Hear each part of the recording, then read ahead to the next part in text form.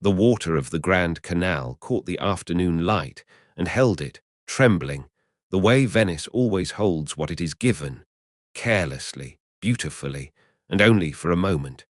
It was the summer of 1955, and along the marble-fronted palazzi of the Lido, several hundred photographers stood elbow to elbow on the quayside, their cameras raised like weapons at a firing line.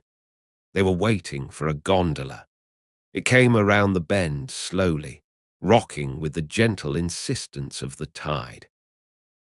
And in it, reclining against the black lacquered stern, as though she had been born in the thing, lay a 23-year-old woman in a mink bikini studded with rhinestones. Her hair was platinum, almost white in the Venetian sun. Her lips were parted in a smile so practiced it might have been painted on. Her skin, bronzed and oiled, caught the light just as the water did, carelessly, beautifully, and only for a moment. The shutters erupted. Italian voices screamed from the quay, "Diana! Diana! Qui, qui!" The salt smell of the laguna mixed with Chanel No. 5 and the faint animal scent of wet fur. Tomorrow, the newspapers across Europe would carry the same photograph, the same headline rendered in a dozen languages, all saying essentially the same thing. The English Marilyn had eclipsed Venice itself. Beside her at the stern sat a man, dark-haired, sharp-suited, handsome in the way that confidence men are often handsome deliberately. His name was Dennis Hamilton. He was her husband. He was not smiling. He was counting the flashbulbs the way a bookmaker counts bets, because each flashbulb, to Dennis Hamilton, meant money. But here is what none of those photographers could have seen through their telephoto lenses or guessed from the perfect geometry of that smile. 3 days earlier, in a bathroom at the Hotel Danelli, Dennis Hamilton had struck his wife so hard that she fell against the marble floor. The bruise ran from her lower ribs to her hip, a dark continent beneath the golden fur. The mink was borrowed. The rhinestones were paste. Every penny she earned went to Dennis, who lost it at cards or spent it on other women.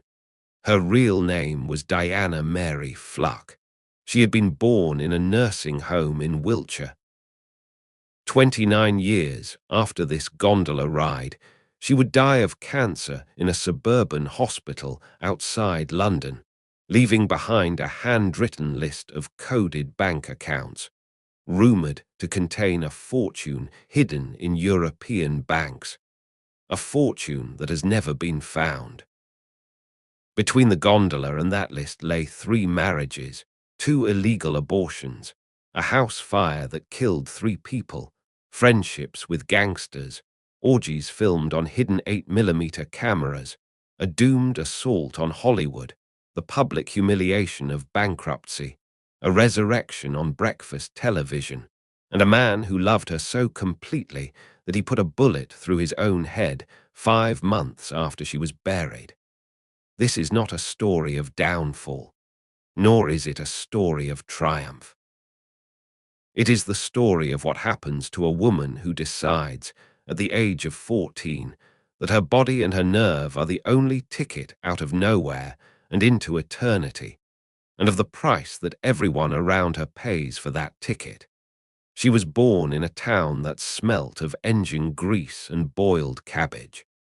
Swindon, in the autumn of 1931, was not a place that produced film stars.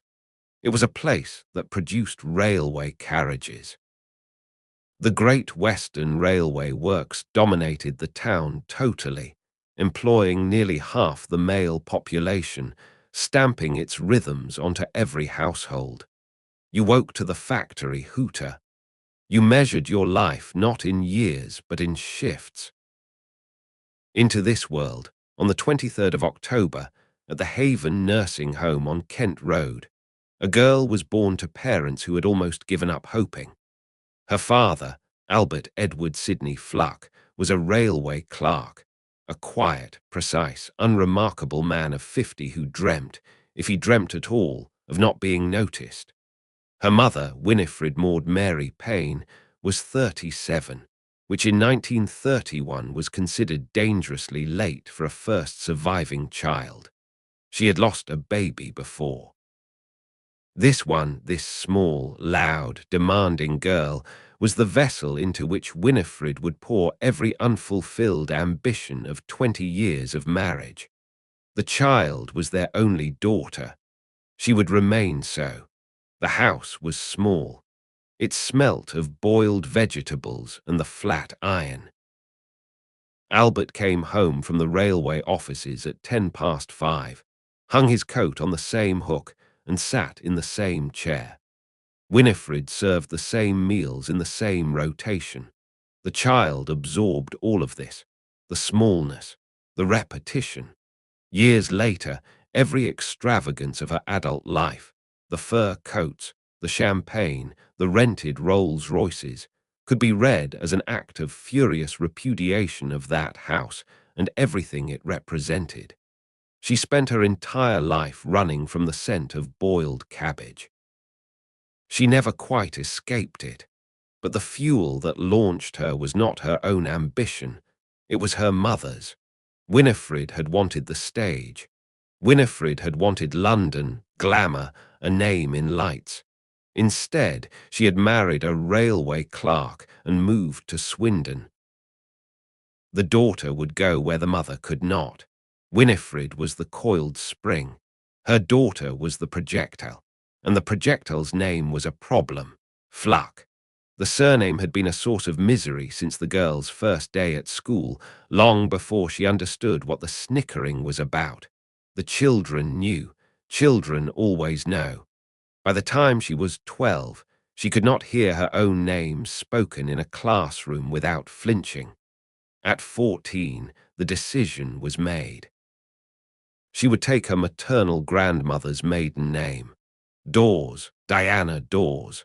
Albert agreed without protest. He had spent his own life flinching at the surname and was, perhaps, relieved to see it go. Years later, she would tell the story with a comedian's timing. They made me change my name. I suppose they were worried that if my real name went up on the marquee and one of the light bulbs blew out, she would leave the rest to the listener's imagination. The joke always got a laugh, and it always, just for a moment, covered the wound. But consider what it meant. At 14, Diana Mary Fluck ceased to exist. In her place stood Diana Dors, a construct, a character, a mask chosen before the girl behind it understood what she was discarding. Norma Jean Baker would become Marilyn Monroe. Archibald Leach would become Cary Grant. But those reinventions happened to adults. This one happened to a child. In 1946, Diana Dors arrived at the London Academy of Music and Dramatic Art. She was 14, the youngest student they had ever admitted. She won medals. She was voted the girl most likely to succeed. The teachers saw talent. The other students saw nerve. Both were correct. London in 1946 was a city of ruins and rationing, of bomb sites where rosebay willowherb grew through rubble, of queues for bread and powdered egg. But it was also a city ravenous for beauty, for forgetting, for any bright surface that could reflect something other than destruction. Into that hunger walked a 14-year-old from Swindon with platinum hair and a figure that stopped conversations. Within months, she was posing for the London Camera Club at £1 an hour.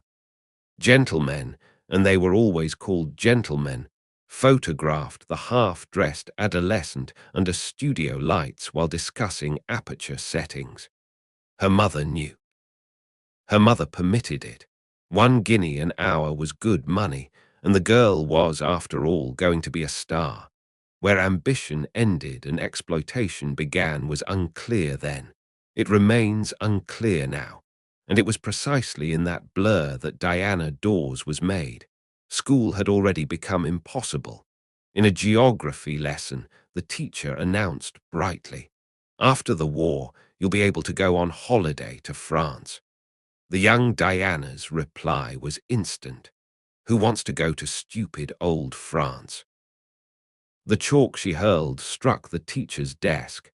She was expelled. The punishment changed nothing. Within 5 years, this girl would be posing before men 3 times her age for a guinea an hour. But for now, she was throwing chalk at her teacher. Her first film role came at 15, a small part in a 1947 picture called The Shop at Sly Corner. Forgettable in every respect, except that the camera noticed her. By the same year, the tabloids had found a name for what she was. They called her the Body.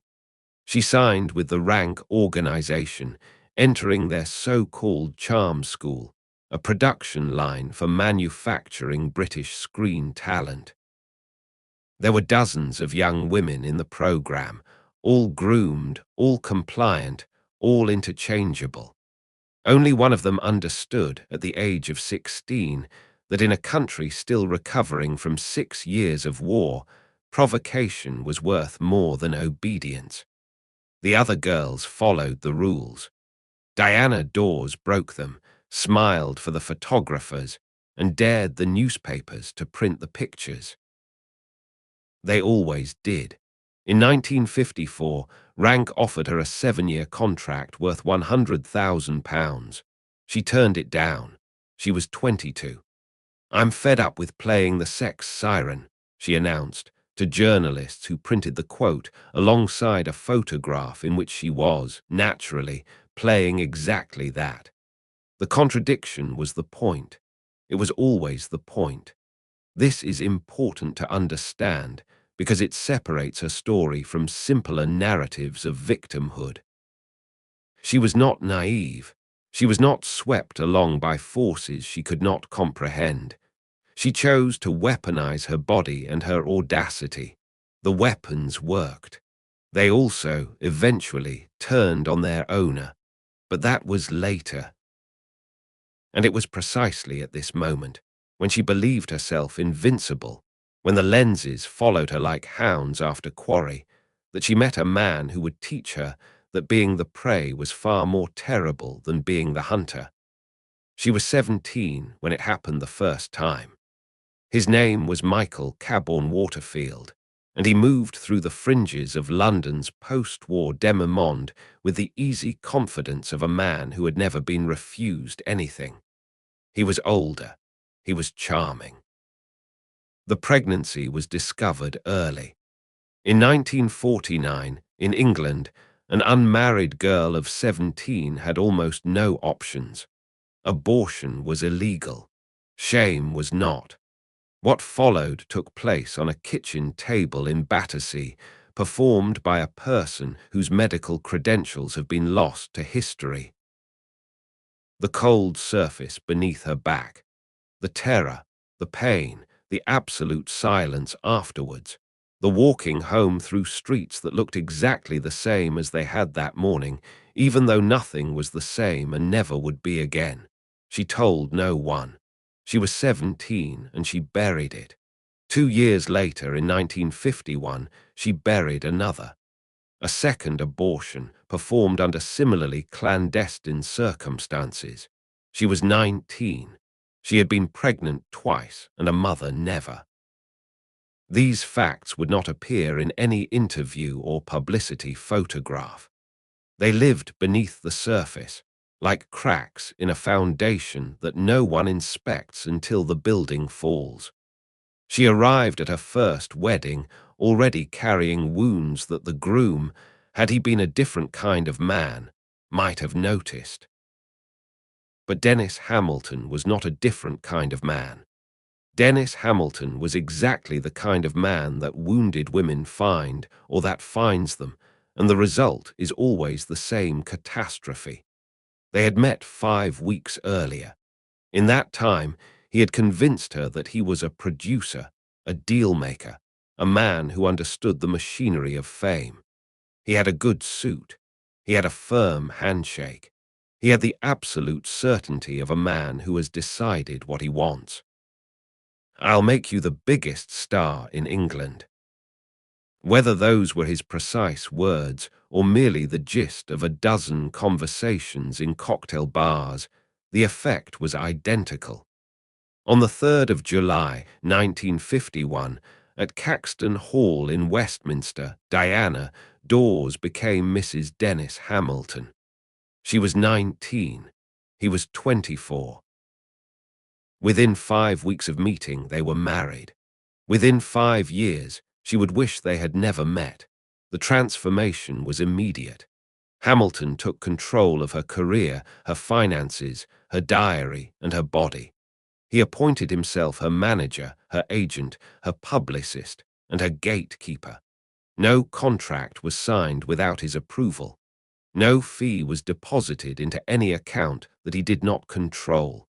He opened restaurant doors for her with the flourish of a gentleman. He closed dressing room doors behind her when a producer was inside. He kissed her in public with the tenderness of a devoted husband. He struck her in private with the precision of a man who knew exactly where bruises would not show. He called this management. She, much later, when the word had acquired its full bitter weight, would call it marriage. The casting couch is a term that has entered common usage, almost always describing a transaction between a powerful man and a vulnerable woman. What made the arrangement in the Hamilton household unusual was that it was orchestrated not by a studio executive, but by a husband. Dennis Hamilton offered his wife to producers the way a horse trader offers livestock, with an expert's appraisal, a brisk negotiation, and an absolute indifference to her consent. This was not rumor. This was confirmed, years later, by the woman herself in the careful, controlled language she used whenever the past threatened to become too vivid. Through Hamilton, she entered a world she had not sought and could not easily leave. He moved in the orbit of London's criminal aristocracy, the Kray twins, Reggie and Ronnie, and their mother Violet. The precise nature of her involvement with the Krays has never been established, and she herself never spoke of it publicly. What is certain is that the world Dennis Hamilton inhabited was not a world that released its guests willingly. Meanwhile, the public knew nothing of this. What the public knew was scandal, and scandal, in the Britain of the 1950s, was practically an industry, with Diana Dors as its most reliable supplier. In 1953, she was convicted of stealing bottles of alcohol in Blackpool. The magistrate granted an absolute discharge, acquittal, in effect, and a front-page story that sold more newspapers than a royal wedding. The question no one asked, because no one knew to ask it, was why a woman earning thousands of pounds a year would need to steal gin. The answer was simple and terrible. She had no access to her own earnings. Every penny went to Hamilton. The most photographed woman in Britain could not afford a drink without her husband's permission. In 1954, a set of nude photographs taken in three-dimensional format, Diana Dors 3D, as the press christened them, led to an obscenity prosecution. She was acquitted. The photographs sold enormously. That same year, she filed a tax deduction for a mink coat, arguing that it was a professional tool. The question was debated in Parliament. Actual members of the House of Commons stood and discussed whether Diana Dors's fur constituted a legitimate business expense. She had achieved something that very few entertainers manage. She had become not merely famous, but a matter of public policy. Then, in 1958, came the robbery and the revelations. £11,000 was stolen from the Hamilton household, a sum whose exact circumstances remain unclear, though the fact that such a quantity of cash was kept in a private house raises its own questions. In the same year, she sold her story to the News of the World, a 12-week serialization describing wild parties at the Hamilton residence, complete with sufficient detail to scandalize the nation while remaining sufficiently vague to avoid prosecution. The Archbishop of Canterbury, Geoffrey Fisher, read the newspapers and was moved to comment. He called her a wayward hussy. The phrase made every front page in the country. It was, in its way, the finest review she ever received. But the parties were real. The details, which would emerge more fully in later years, through interviews given by her son Jason and accounts from those who had attended, were not the genteel cocktail affairs the word party might suggest. There were pornographic films. There were hidden 8mm cameras recording from behind bedroom mirrors. There were young actresses offered introductions in exchange for participation. There was alcohol in quantities that turned evenings into oblivion. These gatherings would continue in various forms and at various addresses for the next 25 years. In 1956, Hollywood called. RKO Pictures signed her. She crossed the Atlantic with Hamilton at her side and the conviction, shared by both, that America was where the real money lived. She appeared in 2 films, I Married a Woman and The Unholy Wife. During the latter, she began an affair with her co-star, Rod Steiger, a liaison conducted with the careless intensity of 2 professionals who understood that location romances have the lifespan of cut flowers and roughly the same significance. Hollywood did not embrace her. She was too brash, too openly sexual, too defiantly unmanageable for a studio system that preferred its blonde bombshells compliant. And Hamilton, who might have smoothed her path, did the opposite. He insulted producers. He demanded money with the subtlety of a protection racketeer. The result was a lawsuit. $1.25 million claimed from RKO, settled for $200,000. It was a fraction of what had been demanded and a fortune by British standards, but it meant the end. Hollywood closed its doors. Hollywood is a place where they pay you $50,000 for a kiss, she remarked, and 50 cents for your soul. Dennis Hamilton died on the 3rd of January 1959. The cause was syphilis and its complications. He was 33 years old. The relief she felt was immediate, involuntary, and immediately followed by guilt. The particular guilt of a woman who has been beaten for years and discovers, at the funeral, that she misses the man who beat her. This is not contradiction. This is the architecture of prolonged abuse, which rewires the heart so thoroughly that freedom feels like vertigo. He left her in debt. He left her with a reputation worth either nothing or everything, depending on who was counting.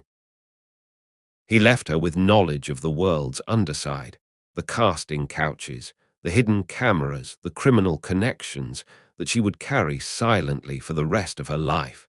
And he left her free.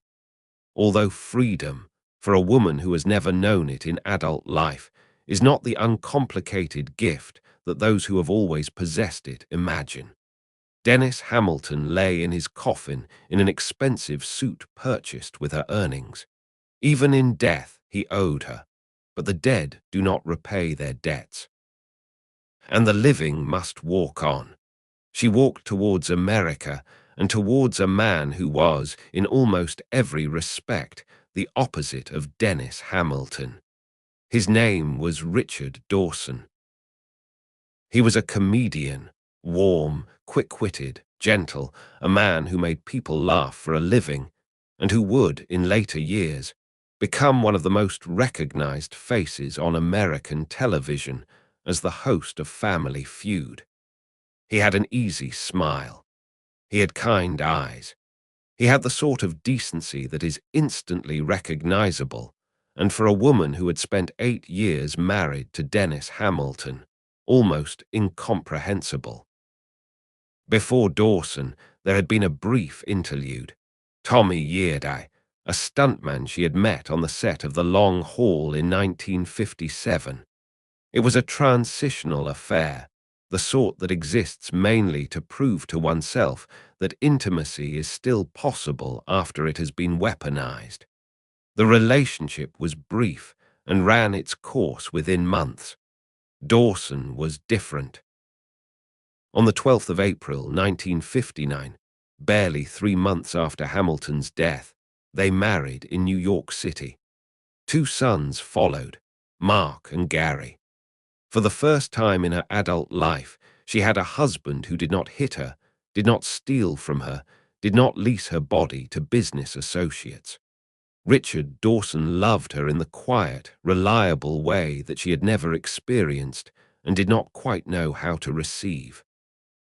Living with a man who made her laugh but did not make her burn was, for Diana Dors, slowly suffocating. She had built her entire identity around passion, its pursuit, its performance, its destruction. Dawson offered warmth. She craved fire. And so, inevitably, she began to create her own.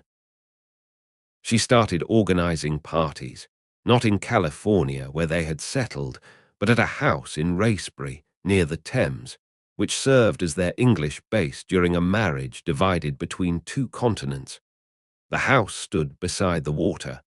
It was a handsome property, spacious, well-appointed, the kind that estate agents describe as characterful.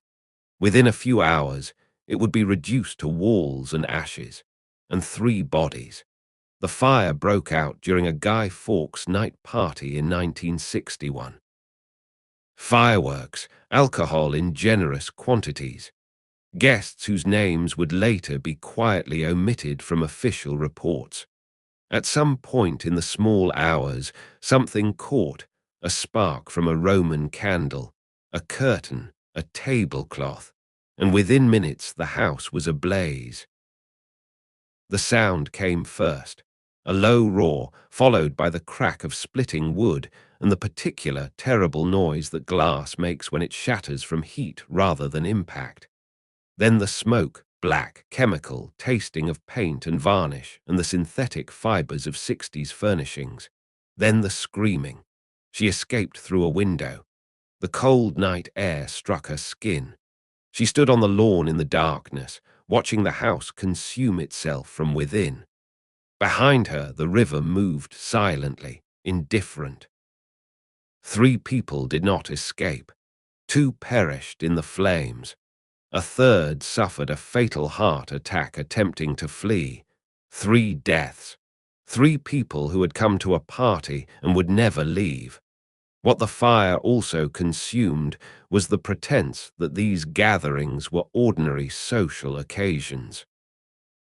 The hidden cameras, the 8mm film, the partner swapping, the recordings made without the knowledge or consent of all participants. The party at Racebury was not an isolated event. It was a pattern one that had begun under Hamilton's management and would continue, in evolving forms, through her 2nd marriage and well into her 3rd. Some things burn hotter than buildings. After Racebury, the marriage to Dawson entered its slow decline.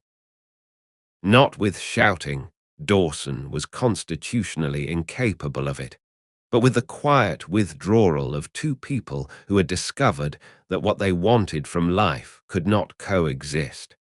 They divorced in 1966. It was amicable, or at least performed the rituals of amicability.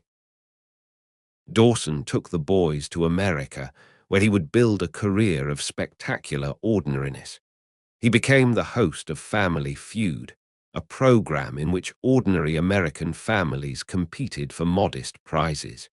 He became famous for his warmth with contestants, a personal touch that defined the show and made him, in the parlance of American television, beloved. He was, by all accounts, a gentle and devoted father. He almost never spoke of Diana again. 7 years of marriage, 2 children, a house fire that killed 3 people, and silence. For 2 years between the divorce and the bankruptcy, she existed in a kind of limbo, no longer Dawson's wife, not yet anyone else's, earning less than she spent and spending less than she owed. Then the floor gave way entirely. In October of 1968, Diana Dors was declared bankrupt. The debts totaled £53,000, a staggering sum when a terraced house in London could be purchased for £3,000. The money had vanished into lawyers' fees, party costs, and the upkeep of a lifestyle that had long ceased to correspond to any actual income. The woman who had once been the highest-paid actress in Britain could not pay her bills. She was 37. She had no husband, no savings, and a reputation that was simultaneously her greatest asset and her heaviest burden. The tabloids feasted on her humiliation with the same appetite they had brought to her scandals. The narrative was irresistible. The fallen goddess, the glamour girl brought low, the blonde bombshell detonated by her own excess. This was the bottom, the place where most stories of this kind end, with a slow fade and a name that surfaces occasionally in "Where Are They Now?" columns before disappearing altogether. But at the bottom of the well, she did what she had always done. She found a man. Only this time the man found her. His name was Alan Lake.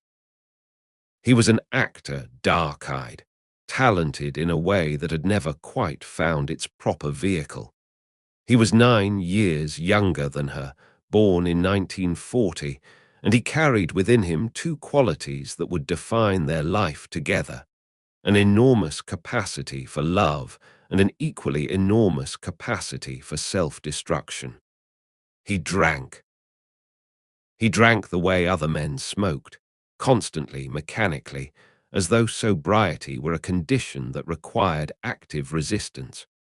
After their first meeting, Alan told friends, or so those friends would later recall, that this woman would either save him or destroy him. He was not wrong, in both respects. They married on the 23rd of November, 1968, at Caxton Hall in Westminster, the same registry office where she had married Hamilton 17 years earlier. Their son, Jason, was born the following year, 1969. The early days had a quality of desperate tenderness. 2 damaged people holding each other above water. Alan's alcoholism was, for a time, manageable, the sort that expresses itself in long evenings and ruined mornings rather than in violence or total collapse. She had known violence. She had known collapse. What Alan offered was different, a chaos rooted not in cruelty but in need. He needed her the way a man in deep water needs a rope. Then the arrest. A drunken brawl in a pub, the kind of altercation that occurs in British pubs several thousand times a year and is usually resolved with a caution and a hangover. But Alan Lake was not an anonymous drunk. He was the husband of Diana Dors. The magistrate handed down a sentence of 18 months. She waited. She raised Jason alone. She visited the prison with the regularity of a woman who understood waiting. When Alan emerged, thinner, paler, temporarily sober, she took him back without conditions, and amid the chaos, she reached for something that promised order. In 1973, she converted to Roman Catholicism. The decision surprised those who knew her only from the tabloids, but those who understood what she was searching for recognized the conversion for what it was, an anchor. Her life had been a series of storms, and she needed something heavier than fame to hold her in place. The church offered ritual, structure, the promise of forgiveness. Whether she believed in God is a question only she could answer, but she believed in the need for something larger than herself, and that was enough. Meanwhile, a parallel life continued behind curtains. Alan poured himself another glass. Diana organized. The parties resumed, smaller, more private, more disturbing. Jason, growing up in this household, absorbed it all with the unquestioning acceptance of a child who has no basis for comparison.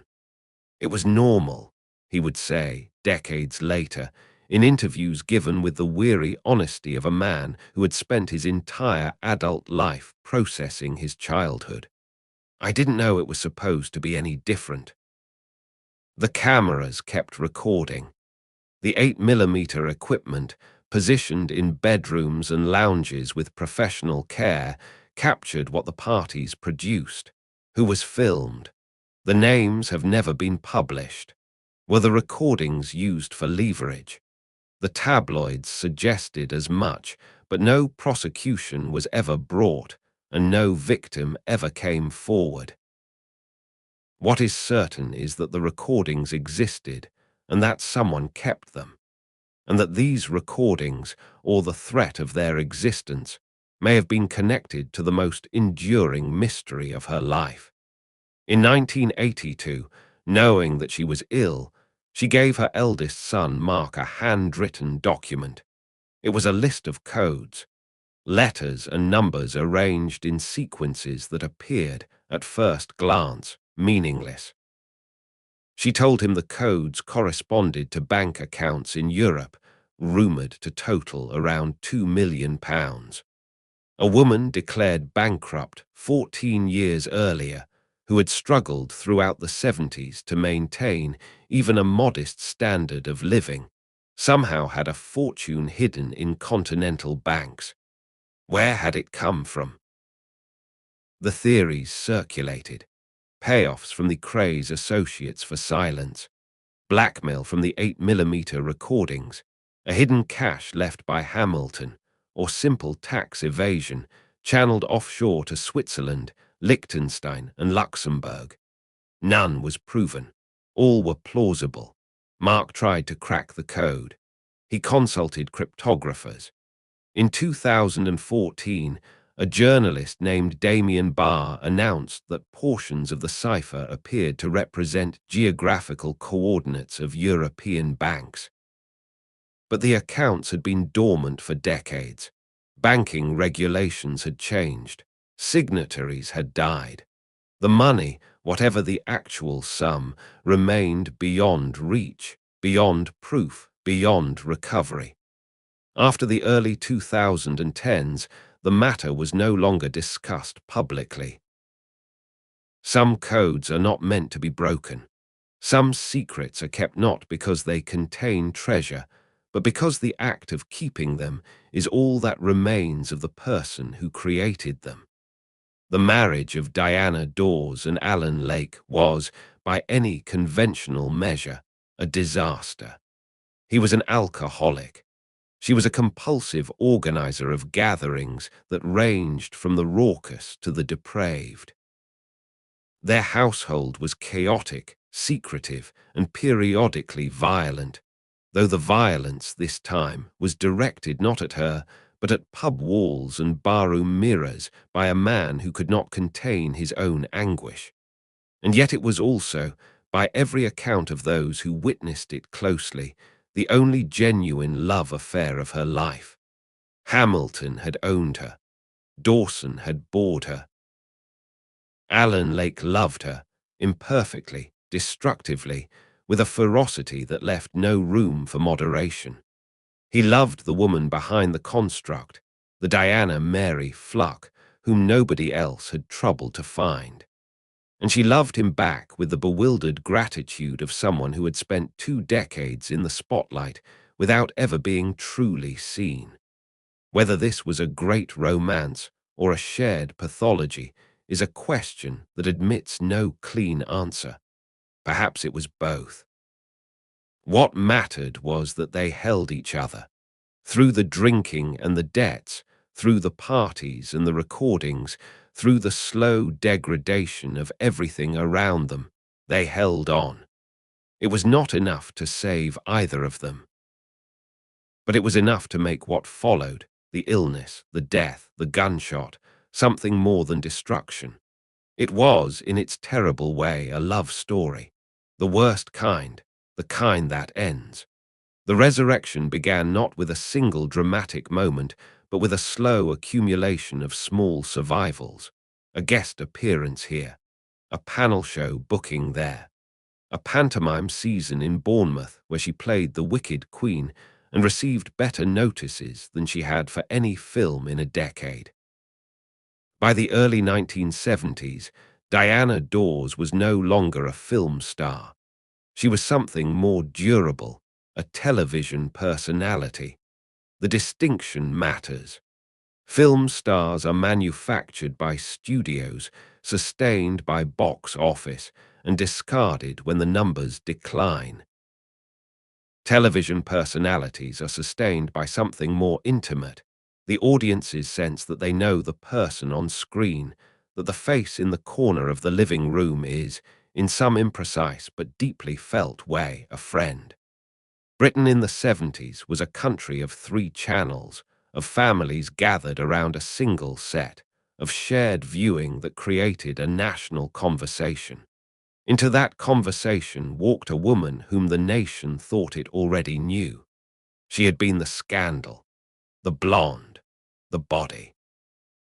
Now she was something else, a survivor.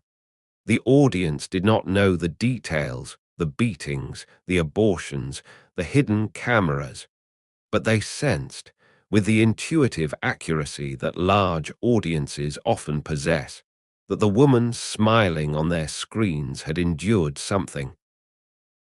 And they liked her for it, not with the breathless adulation of the 50s, but with something warmer, recognition.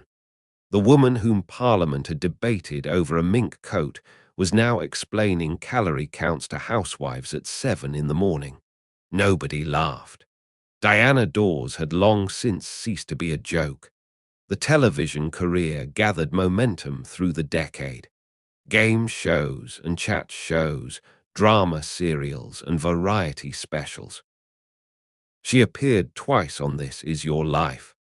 Once in 1957, at the height of her notoriety, and again in 1982, at the height of her reinvention.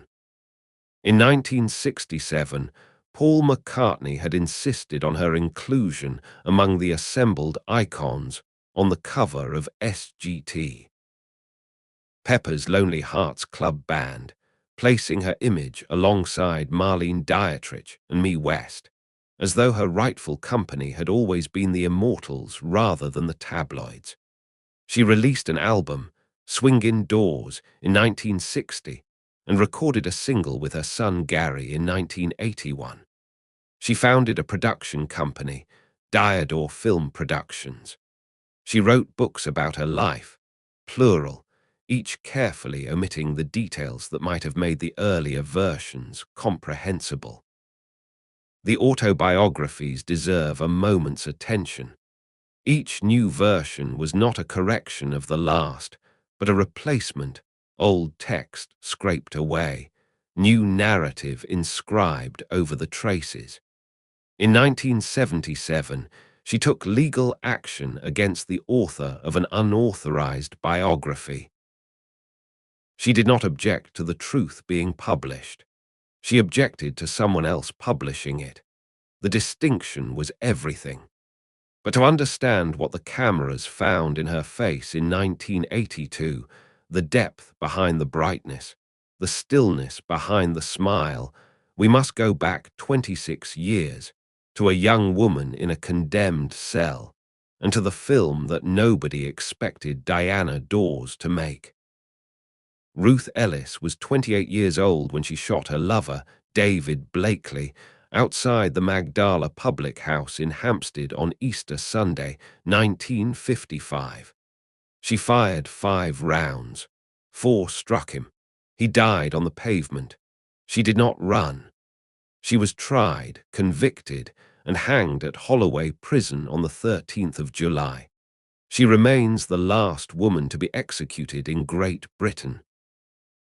4 years earlier, in 1951, Diana Dors and Ruth Ellis had appeared together in a film called Lady Godiva Rides Again, a light-hearted comedy about a beauty contest, forgettable in every respect, except for the accidental proximity of 2 women whose lives would take violently different trajectories.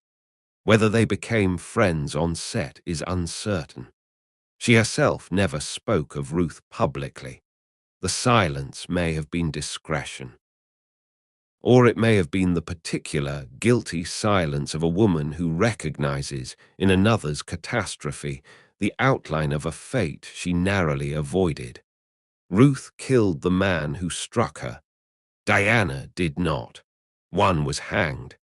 The other died in hospital 29 years later of natural causes. Both were destroyed by a system that worshipped female beauty and punished female rage. The difference between them was not character, it was luck. 1 year after the execution, in 1956, Diana appeared in the film that critics would later call the finest performance of her career. Yield to the Night told the story of Mary Hilton, a woman convicted of murder and awaiting execution. The entire film was essentially a face. Diana's face, filmed in unsparing close-up, stripped of glamour, stripped of makeup, stripped of every defense she had spent a decade constructing. There was no mink, no rhinestones, no smile, only skin and eyes and fear. She had been offered the role and responded with characteristic defiance before accepting. "If this is the best you can offer, I'm surprised," she told the producers. "They still think I'm only good for the dumb blonde I played 5 years ago." The producers persisted. She relented. And what the camera captured was something that nobody, not the studio, not the critics, and quite possibly not the actress herself, had expected. It captured the truth. The monthly film bulletin, reviewing the picture, used a phrase that reads, in retrospect, like an epitaph. "Miss Dors gives a performance of remarkable restraint and truth." The word is worth pausing over. Truth.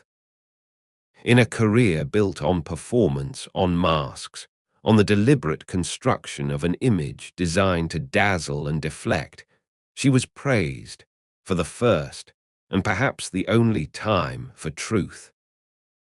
Mary Hilton sat in her cell and waited for death, and what the audience saw was not acting but recognition. They saw a woman who understood confinement, who understood the slow approach of an ending. The film screened at Cannes in the same year that Hollywood rejected her. The irony requires no commentary. The best work of her life was made at the moment of her greatest professional defeat, in the country she had tried to leave, in a language the Americans did not bother to hear. She returned to the mask afterwards. The rhinestones went back on. The smile resumed its duties. The years continued. But truth, once shown, does not save. It only makes the lies that follow heavier to carry. And then the body that had been her weapon, her shield, her livelihood, and her prison, turned against her.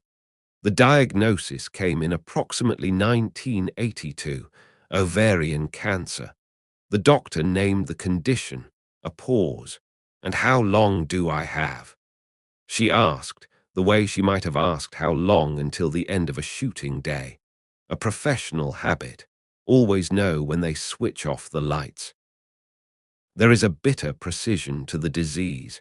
Cancer of the organ that creates life, attacking a woman who had given life 3 times, terminated it twice, and built an empire on the promise of desire.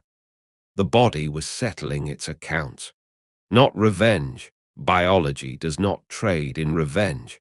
But the symmetry was difficult to ignore. She was at the peak of her television resurrection. The diet column on TVAM. The book Excel Diet, published in 1983, a guide to weight loss that sold enormously. The chat shows, the guest appearances, the comfortable rhythm of a career that had, against all probability, found a second wind. For the first time in decades, something resembling stability had entered her life.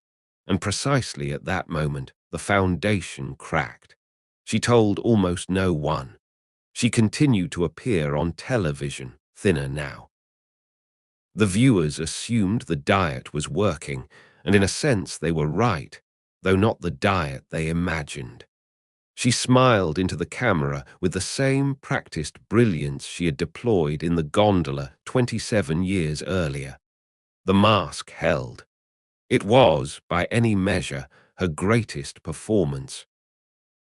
One morning, and this is reconstruction, drawn from the known facts of her final months rather than from direct testimony, she sat before the camera and spoke about calories and portion sizes and the importance of drinking water.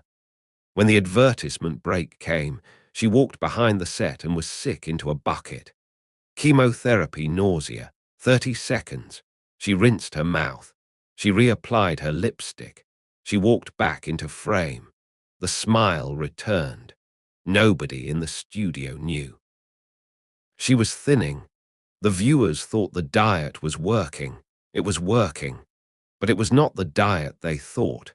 It was in this period, knowing what she knew, carrying what she carried, that she handed Mark the coded list. Even dying, she dealt in ciphers. Even at the end, there were locked doors. In 1982, she appeared on This Is Your Life for the second time.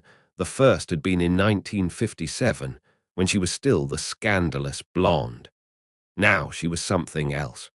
The host held the red book. Guests filed in one by one, old colleagues, childhood friends, each recounting a carefully selected chapter of her existence. But listen to what the host did not read. No mention of the abortions. No mention of the beatings. No mention of the casting couch arranged by her first husband, or the orgies filmed on hidden cameras, or the 3 people who died in a fire at her party, or the bankruptcy, or the criminal connections, or the alcoholism of her current husband, or his prison sentence, or the coded millions in European banks. None of it. The life presented on screen was clean, bright, edited, scrubbed of its shadows, polished to a gleam, arranged for public consumption like merchandise in a window. She sat and listened to this sanitized account of her existence with the expression of a woman reading her own obituary while still alive. She smiled, because the obituary was exactly as she would have written it herself. The final months were a process of quiet disintegration. She tried to rebuild contact with Mark and Gary in America. She tried to stabilize Alan, whose drinking had intensified in proportion to her illness, as though the approach of her death had removed the last brake on his self-destruction. She began another autobiography, which would remain unfinished, like the life it described. And she spent time with Jason. He was 15, a boy on the edge of manhood, living in a house where the normal coordinates of adolescence were overlaid with the surreal domesticity of famous parents, hidden cameras, alcohol, and the gathering presence of death. He was quiet. He watched. He waited. Alan, in those final weeks, stopped drinking. It was the first sustained period of sobriety he had achieved in years, perhaps in his adult life. He did not stop for himself. He stopped for her, to be present, to hold her hand in the hospital room and feel, with the sober clarity he had spent decades avoiding, the pulse beneath her skin growing fainter. The Princess Margaret Hospital in Windsor was not the Hotel Daneley. There was no marble, no gondola, no fur. The room was white walls, sheets, light through the window. Outside it was May, England in spring. The world beyond the glass was green and alive and indifferent. Inside, the world had narrowed to two hands clasped together and the sound of breathing that was becoming slowly less. Someone had sent lilies. They stood in a vase on the bedside table, their scent heavy and sweet and faintly funereal, mixing with the antiseptic smell of the ward. Alan sat beside the bed. He did not let go of her hand. The nurses came and went. The machines hummed. The light shifted as the afternoon advanced. In 1955, on the Grand Canal, the flashbulbs had fired like gunshots, and the crowd had screamed her name, and the water had shone like hammered gold. Now there was silence, and whiteness, and the smell of lilies, and a man holding the hand of a woman who had once held an entire country in the palm of hers. Diana Dors died on the 4th of May, 1984, at the age of 52. The cause was a recurrence of ovarian cancer. She was buried at Sunningdale Catholic Cemetery, the faith she had adopted 11 years earlier providing, in death, the structure that life had never quite managed. The funeral was a modest affair, fewer journalists than had attended her parties, fewer cameras than had lined the Grand Canal. Alan stood in black, pale, his eyes extinguished. Mark and Gary had flown from America. Jason, 15, stood between his half-brothers and his father, belonging fully to neither group, suspended between worlds that had already begun to collapse. The newspapers published their obituaries. The Guardian wrote, "She was the first homegrown sex symbol in a country that didn't quite know what to do with one." The Times was respectful. The tabloids were generous, in the way that tabloids are generous to the recently dead, provisionally, with the unspoken understanding that the real assessment would come later. Not one obituary could agree on what she had been: actress, scandal, victim, survivor, enigma. The categories refused to hold her. She spilled over every edge, exceeded every frame, contradicted every summary. The room fell silent after the last breath. Alan's hand remained where it was. The lilies released their heavy fragrance. Outside the window, May continued. But the story did not end on the 4th of May, 1984, because there were people who remained. And for them, her death was not a punctuation mark, but the opening sentence of a new and more terrible chapter. 5 months, 153 days. That is how long Alan Lake survived without her, not one day more. The house in Sunningdale became, in the weeks following the funeral, a mausoleum, not in any dramatic sense, but in the quiet, terrible way that a home becomes a tomb when the person who gave it life is no longer there. Alan did not drape the mirrors or stop the clocks. The transformation was subtler than that. He simply stopped. He stopped answering the telephone. He stopped opening the door. He stopped eating with any regularity. And he reached for the bottle again, immediately, mechanically, with the desperate efficiency of a man returning to the only language he had ever truly spoken. Her things remained where they were. The perfume on the dressing table, he did not move it. The silk robe on the hook behind the bathroom door, he did not take it down. The slippers beside the bed, he did not put them away. He moved among these objects the way a sleepwalker moves through a familiar room, careful not to disturb the arrangement, as though the woman who had placed them there might return at any moment and be displeased to find them rearranged. The house held her fragrance. The curtains, the cushions, the pillows, everything smelt of her. He breathed her in and called it living. In the first month, friends tried. They telephoned. They knocked. They left casseroles in foil trays on the doorstep, which he sometimes ate cold at 2 in the morning and sometimes left untouched until the smell drove him to drop them in the bin. He was not rude to his friends. He was simply absent. His body occupied the rooms, but the part of him capable of conversation, of ordinary human exchange, had followed her into the ground. By the second and third months, the drinking had achieved a grim professionalism. He rose. He poured. He sat in the chair where she used to sit. He spoke to her, or to the space she had occupied, which for him was the same thing. Neighbors reported hearing his voice through the walls. A single voice, carrying on conversations that required 2 participants but received only 1. He talked to her photograph on the mantelpiece. He talked to her dressing gown. He talked to the chair across the dinner table where she had sat for 16 years. In the 4th and 5th months, the conversations grew longer and the silences between them shorter.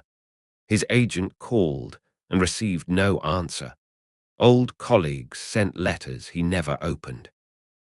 Jason, 15, bewildered, navigating school and catastrophe simultaneously, came and went with the cautious watchfulness of a boy who senses that the ground beneath his feet is shifting, but cannot see where it will settle. On the last day, Alan Lake made a fire. He gathered her clothes from the wardrobe, dresses, blouses, silk scarves, the intimate inventory of a woman's life. He carried them downstairs and placed them in the fireplace. He struck a match. The silk caught first, a quick, bright flame, almost cheerful, with a smell like burnt caramel. Then the wool, slower, reluctant, producing a bitter, acrid smoke. Then a piece of fur, heavy, dense, burning with the unpleasant heat of animal fat rendered by flame. He sat before the fire and watched. Each garment curled, blackened, and dissolved. Each molecule of her scent, trapped in fibers, preserved by the closed darkness of the wardrobe, was released into the air one final time and then consumed. He was burning the last physical traces of her presence. He was freeing himself, of her, of everything. When the fire had done its work, he stood. He took a shotgun. Jason was not in the house. The rooms were silent. Alan Lake placed the barrel against his head. There were no witnesses to his final moments. Nobody heard his last words if he spoke any. But if he was speaking to her, and the neighbors had heard him speaking to her every day for 5 months, then perhaps the last thing he said was the simplest thing. Perhaps he said, "I'm coming." Alan Lake was found dead in his home in Sunningdale on the 10th of October, 1984. He was 44 years old. He had survived Diana by 5 months and 6 days. He was buried beside her at Sunningdale Catholic Cemetery, the 2 headstones close enough to touch. It would be easy and tempting and wrong to dismiss Alan Lake as a weak man. The devoted husband who cannot survive his wife's death is a familiar figure in literature, almost always told with a faint undertone of contempt, as though the inability to endure loss were a moral failing rather than a medical one. But he was not weak. He was a man for whom she had been the only fixed point in a universe otherwise characterized by chaos. Without her, there was no north, no horizon. Not emptiness, because emptiness implies a space that might be filled. What he experienced was the absence of the dimension in which filling was possible. Was it a great love, a pathological dependency? Or were both descriptions simply different angles on the same landscape? The way that mountain and valley are different words for the same terrain, depending on where you stand. The question admits no verdict. It is offered, like the story itself, without judgment. Jason Lake was 15 years old when his mother died of cancer. He was 15 years old, 5 months older, 5 months more damaged, when his father died of a self-inflicted wound. Orphaned twice before his 16th birthday, he entered the world carrying a weight that most adults would struggle to lift, and that no child should be asked to bear.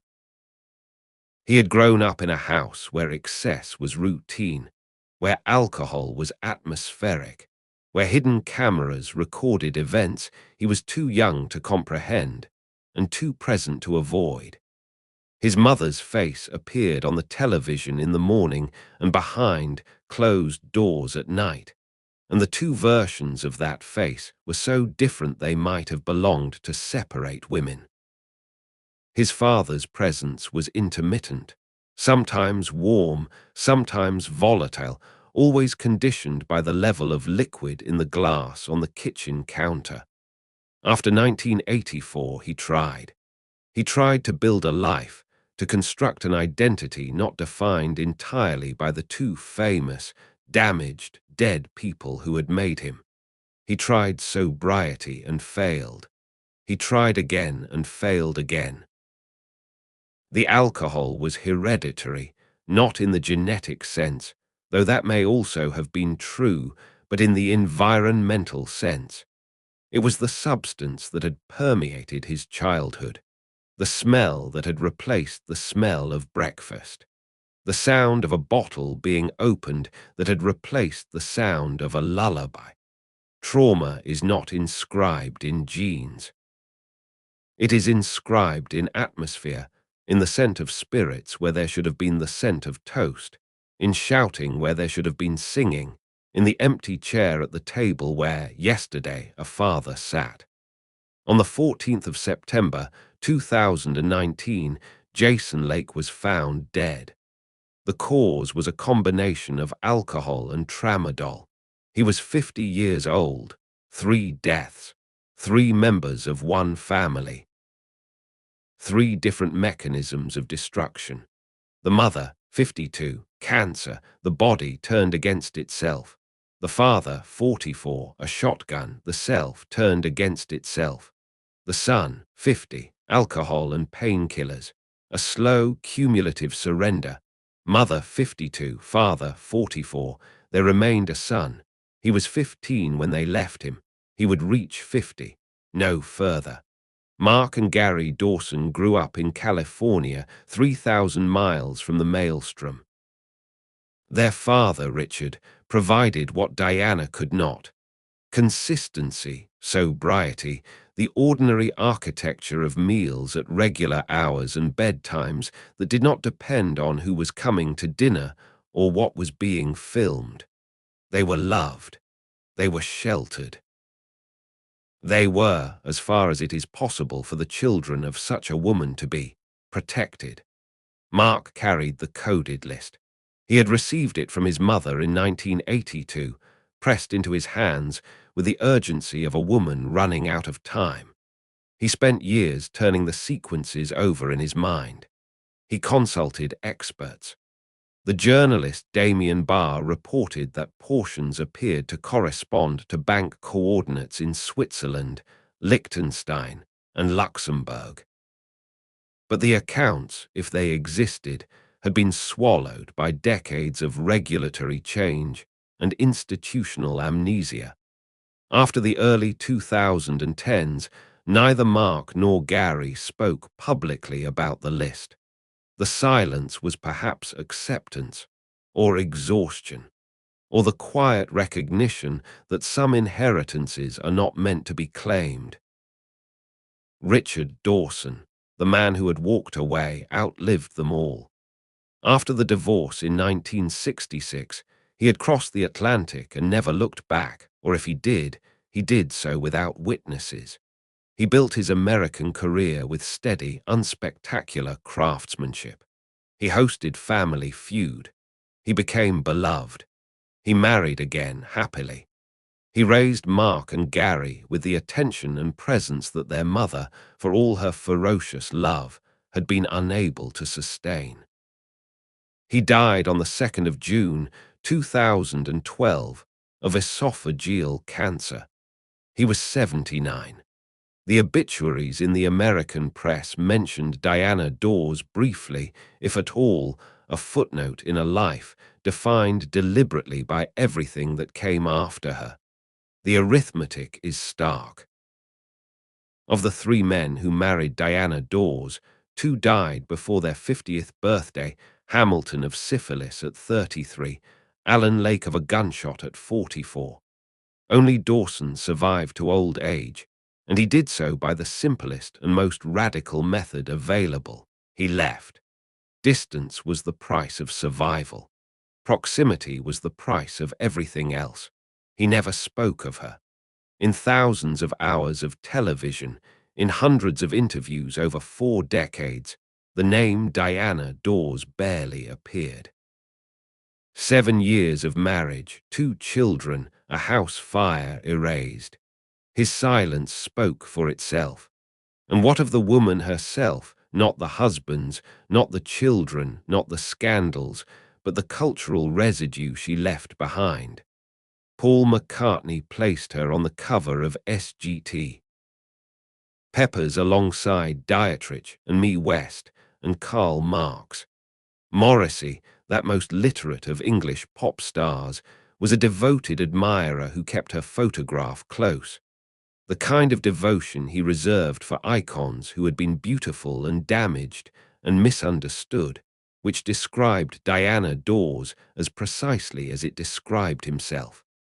Adam and dedicated performances to her memory. Documentary filmmakers returned to her story again and again. The BBC, Channel 4, independent producers, each attempting to decode the woman as Mark had attempted to decode the list, and with approximately the same success. In the early decades of the 21st century, as the language of feminism acquired new precision, and the movement known as Me Too reframed the histories of countless women, her story acquired a fresh and uncomfortable resonance.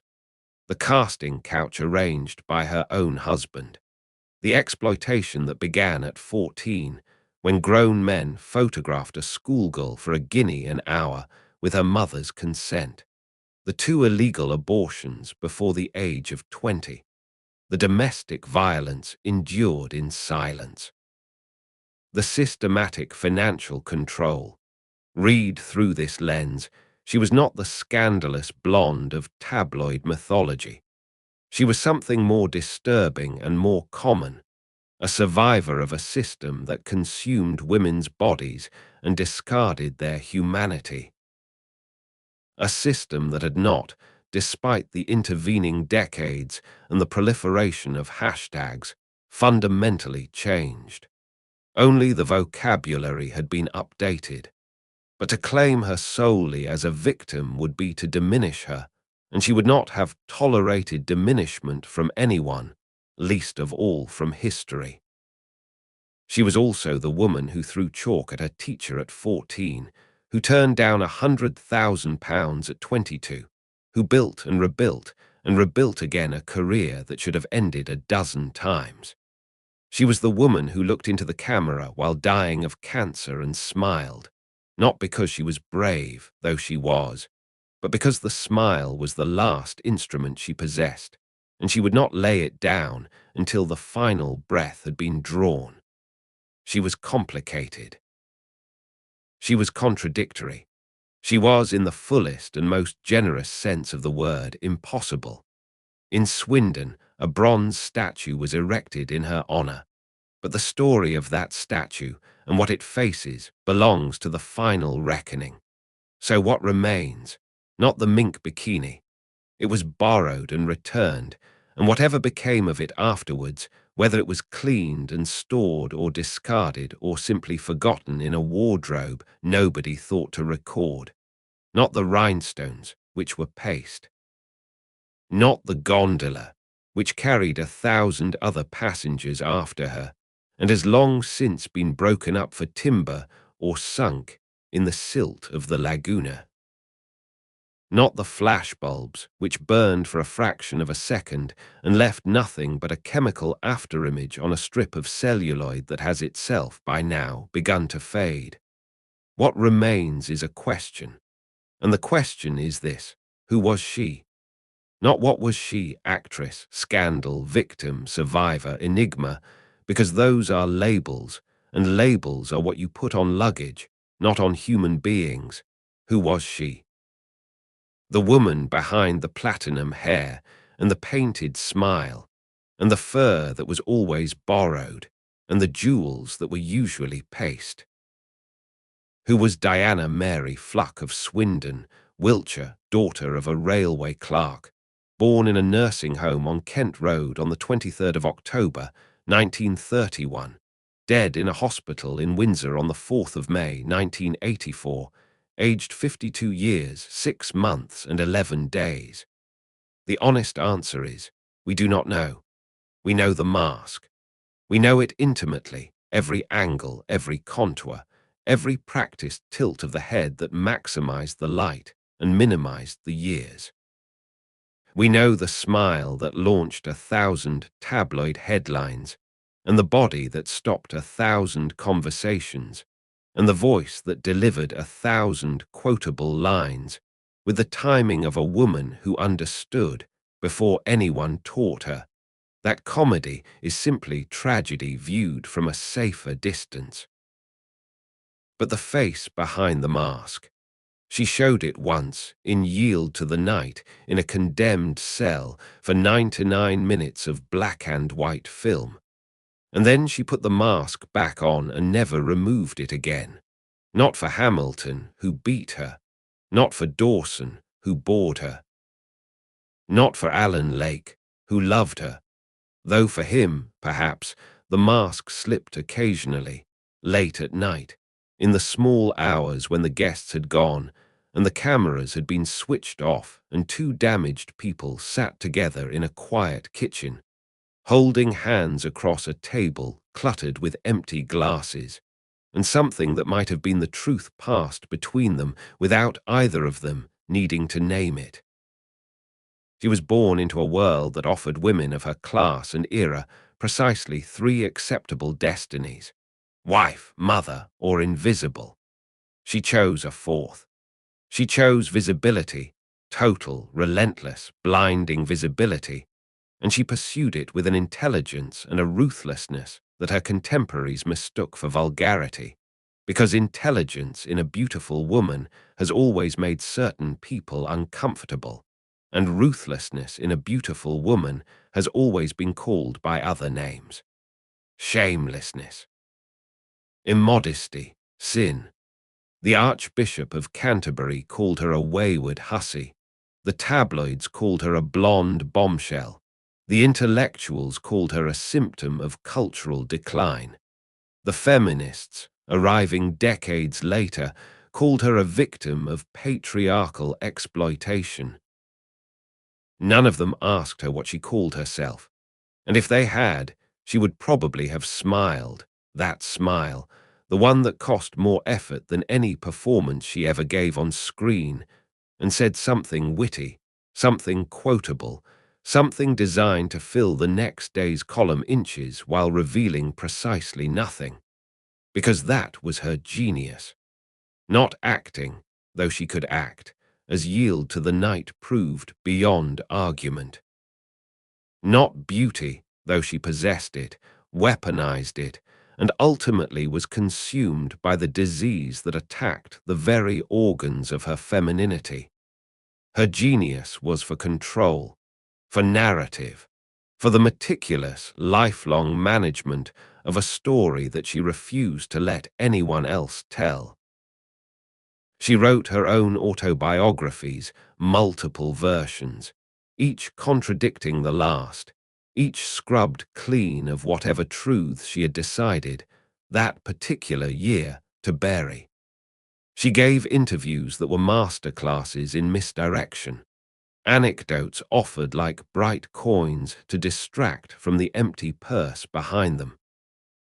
She smiled for the cameras with a smile so practiced that it became, over time, indistinguishable from the real thing, assuming there had ever been a real thing, which is itself an assumption that deserves questioning.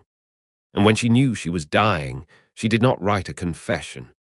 She wrote a code, a sequence of letters and numbers on a piece of paper, handed to her son, pointing, or so she claimed, to a fortune hidden in banks across Europe. The code has never been fully broken. The money, if it existed, has never been found. Consider the elegance of this. A woman whose entire life was a performance, whose every public gesture was calculated, whose smile was a mask, and whose mask was a fortress. This woman's final act was to leave behind not a revelation, but a riddle. Not an answer, but a question. Not a key, but a locked door. She was, in death as in life, exactly what she had always been. A surface so brilliant that you could see your own reflection in it, but never, not once, not ever, what lay beneath. Let us return one last time to the gondola, the Grand Canal, 1955. The late summer light falling on the water in that particular Venetian way, golden, dissolving, as though the city itself is a painting left too close to a flame. The photographers on the quayside shouting, the Mink Bikini, the rhinestones, the smile. She is 23 years old.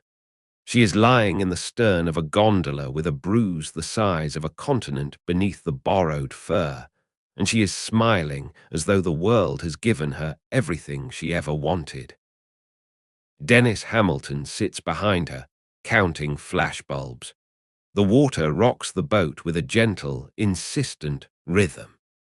The palazzo walls rise on either side, faded, magnificent, slowly sinking into the laguna, as Venice has been sinking for 1,000 years, 1 millimeter at a time, so gradually that only those who measure such things would ever notice. She does not know, in this moment, what is coming. She does not know about the fire, or the bankruptcy, or the second husband who will bore her, or the third husband who will love her, or the son who will grow up in a house full of secrets, or the cancer that will begin as a whisper in her blood and end as a scream. She does not know about the hospital in Windsor, the white room, the smell of lilies. She does not know that Alan Lake will burn her clothes in a fireplace and then put a shotgun to his head. She does not know that Jason will be found dead at 50 in a room that smells of nothing at all. She does not know any of this. She knows only the light and the water and the shouting of the photographers and the smile she has been practicing since she was 14 years old, the smile that will carry her through 3 decades of triumph and disaster and everything in between, the smile that will be the last thing to leave her face when the morphine finally takes hold in a hospital room 30 miles from Swindon and 52 years from the moment she was born. She smiles. The flashbulbs fire. The gondola rocks. And Venice, that most beautiful of drowning cities, holds the light for one more moment before letting it go. Now let us leave Venice. Let us leave the golden water and the shouting photographers and the borrowed mink. Let us travel forward, past all of it, the marriages, the scandals, the fire, the fortune, the coded list, the cancer, the death, the gunshot, the empty house, and arrive at the place where everything began. Swindon, a Tuesday morning, overcast as it usually is. The railway station stands where it has always stood, grey and functional and smelling faintly of diesel and damp concrete. Commuters move through the ticket barriers with the unhurried purposefulness of people who have made this journey 1,000 times and expect to make it 1,000 more. A pigeon picks at a crisp packet on the platform. A train announcement echoes, distorted, through the concourse. Nobody is looking at the statue. It stands outside the station, a bronze figure on a stone plinth. A woman, captured in mid-stride, glamorous and confident and eternal. The way statues always are, because bronze does not age and stone does not wrinkle, and the rain that falls on a statue's face does not leave the kind of marks that time leaves on a living one. The statue faces the railway station.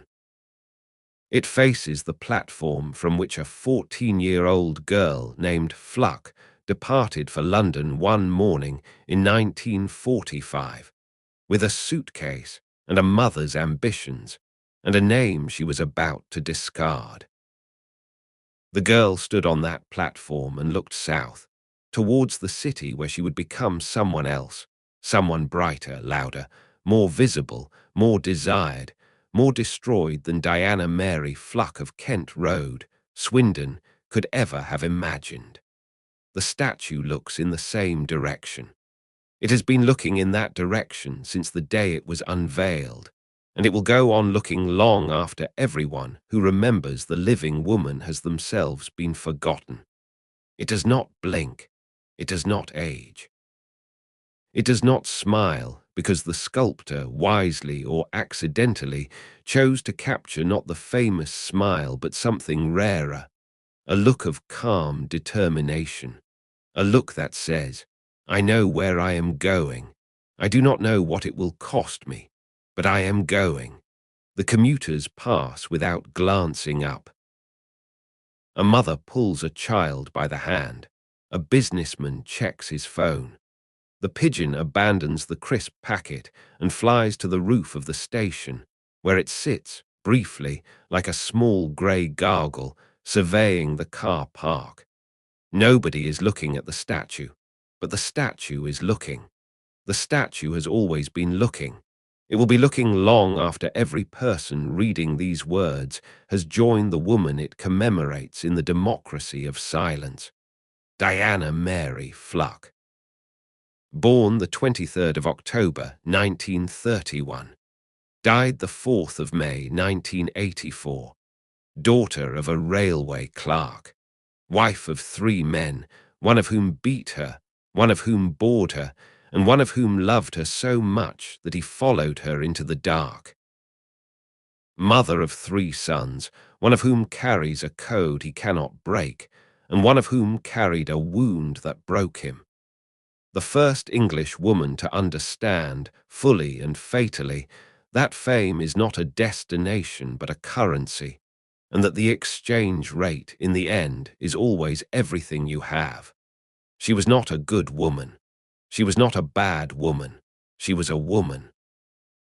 And in a century that consumed women the way a furnace consumes fuel, hungrily, efficiently, and without the slightest interest in what the fuel might have preferred to become, she burned brighter and longer and more dangerously than almost anyone.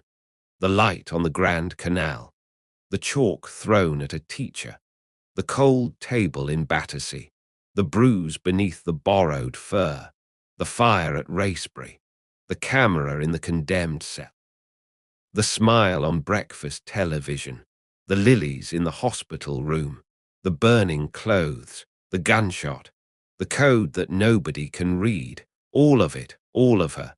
The gondola rocks on the water, the flashbulbs fire. And somewhere in Swindon, a bronze woman gazes towards a platform, waiting for a train that left 79 years ago and has not yet arrived at its destination. Perhaps it never will.